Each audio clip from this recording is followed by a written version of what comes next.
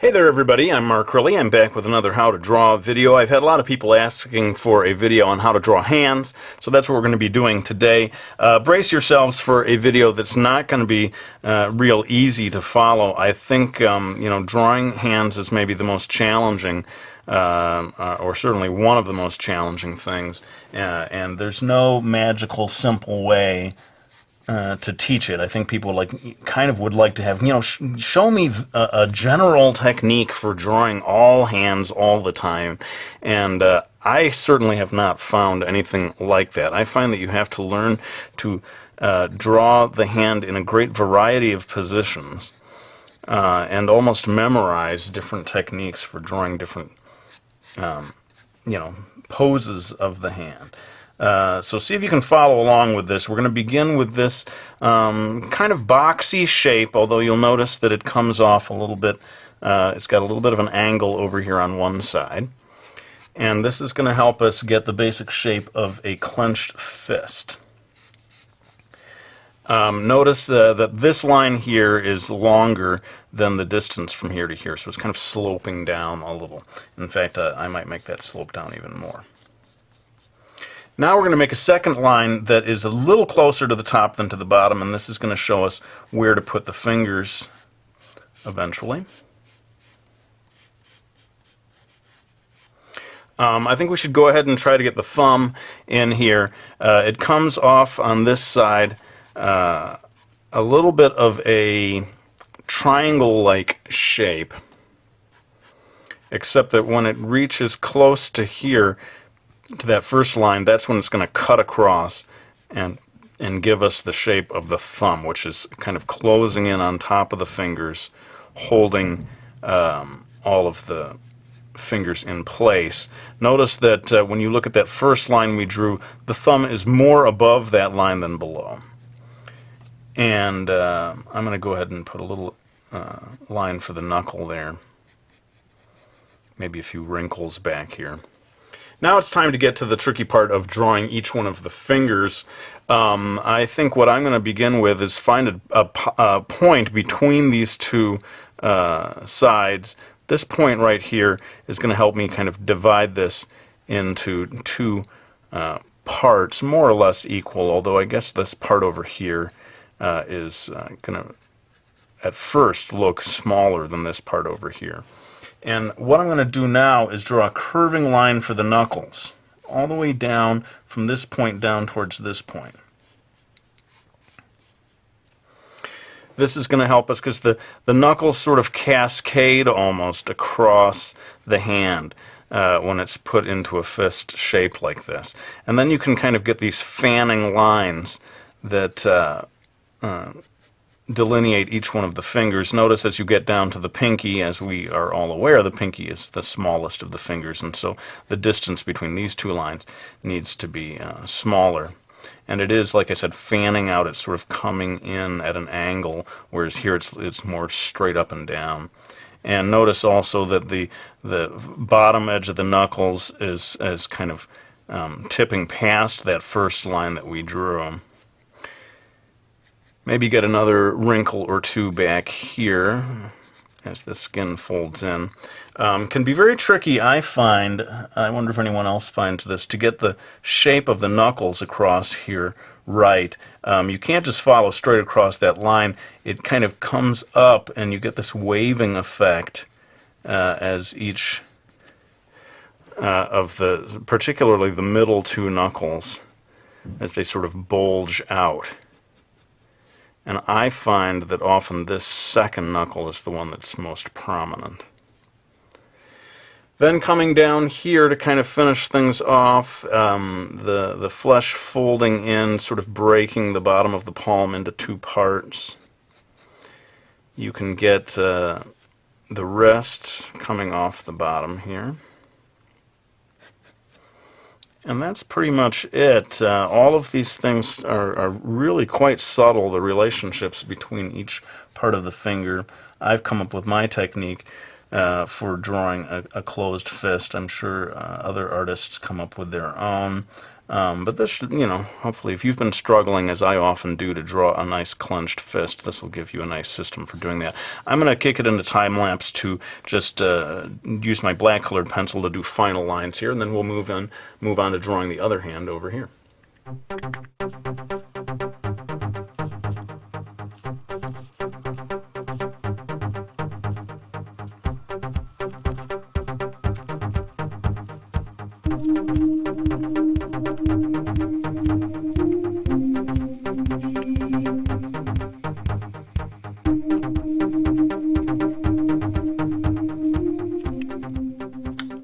Okay, so there you have it, my attempt at drawing a clenched fist. Of course, you can see the shading adds a lot to the sense of three-dimensionality, but a lot of times, you're drawing a hand from a distance. You're not going to need to do all this shading. I just thought I'd throw that in there for fun. Let's go ahead and move on to the other hand here. This is going to be a much more feminine hand. And maybe I should go ahead and sort of refocus the camera so that I'm zooming in on that a little more. Okay, so here we go. This is going to be a much more feminine-looking hand, and it's just as tricky in a lot of ways as the closed fist. This one's going to be a much more open hand. I'm going to begin by drawing, again, a sort of a boxy shape. A little hard to describe. This is going to be most of the palm of the hand. And the way I'm drawing it, it's sort of leaning to one side. That's not necessary. You could have this straight up and down if you wanted to, as long as all the lines are at the proper angles as you redraw everything. But getting this into the proper shape, and make sure you have a curving line down here. This is where all the fingers are going to come from. We're going to draw a top to this. It almost, to me, looks a little like the roof of a house, the way this comes back. And this is going to be the base of the palm. The hand is actually reaching down the way I'm drawing it in this position. So it's going to be kind of the opposite of what we drew a moment ago. Once you've got that shape in place, you can move on to drawing the fingers. And this is going to be a bit tricky. I'm going to start by drawing the pinky coming down off this side of the hand, more or less straight up and down.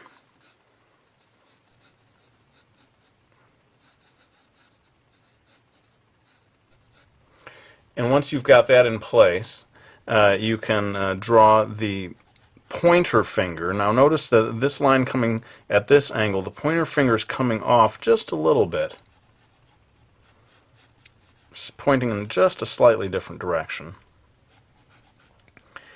And although the finger breaks into three joints, or divides itself into three joints, I find that when people are drawing a feminine hand, they don't want to get into the details of drawing each one of those individual joints, and more often than not, they'll sort of have it break into what appears to be just two. Now, looking at these two, you can make a kind of a curving line if you want to. I'm kind of down near the end, the bottom of my... Let me refocus the camera. Sorry about this. Okay, so you can draw a curving line here, and then a second curving line coming off the pinky. And the two of them are sort of intersecting right about here, a little closer to the pointer finger.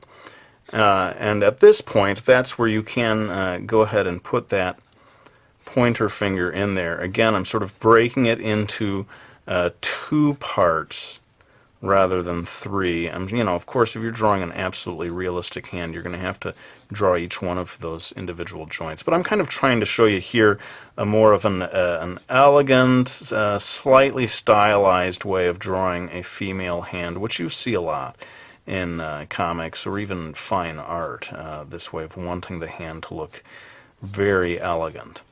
Notice that this finger is just a little shorter than the one next to it. We've got these in place. We can go ahead and start to put the thumb in.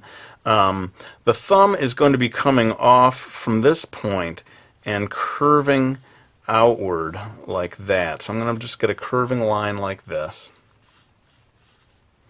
And then at this point, we can get the other part of the thumb it can be tricky to know how long to make the thumb. I think in this particular pose, it's not much longer. The distance here is not much longer than that of the pinky. But you're not. This is not. This area right here is not the whole thumb. As you're going to see, it curves back or continues back here, and then this indication. There we go. Indication of the base of the thumb curves back here until it trails off right around that first line that we drew there. And yeah, we're getting close to having everything in place that we need. This is, I'm not going to be shading this one in to the degree that I did the other one. Like I said, this is more sort of stylized. I'm going to begin to draw the wrist, the top of that sort of the roof of the house, I guess I was calling it. That's where the lines of the wrist are going to come off.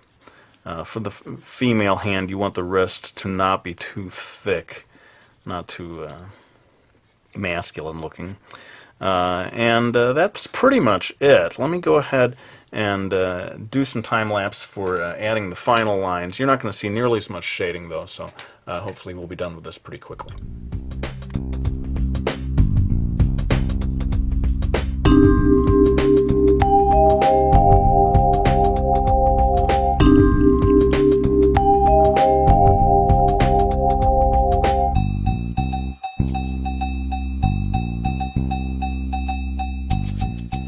Okay, well, there you have it, my little video on drawing the human hand. Consider this the first of many videos on this subject. Of course, you have to study the anatomy of the human hand, but also it doesn't hurt to have little tricks like these that I showed you here for getting the lines in the right place.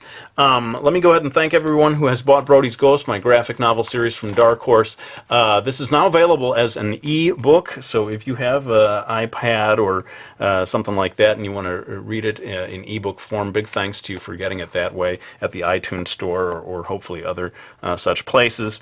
Also, big thanks to anyone who gets Sneaky Falls, my graphic novel series from HarperCollins. But let's go ahead and lay the pencil down. I do really greatly appreciate you guys watching my videos. One thing you can do for me, even if you can't buy any of my books or anything, that you can help me out is by embedding this video and others on your Facebook or different places like that. That helps me sort of spread the word about my videos, getting new people watching them and so forth. But let's go ahead and end the video. Thanks so much for watching this. I hope you found it useful, and I'll be back with another one real soon.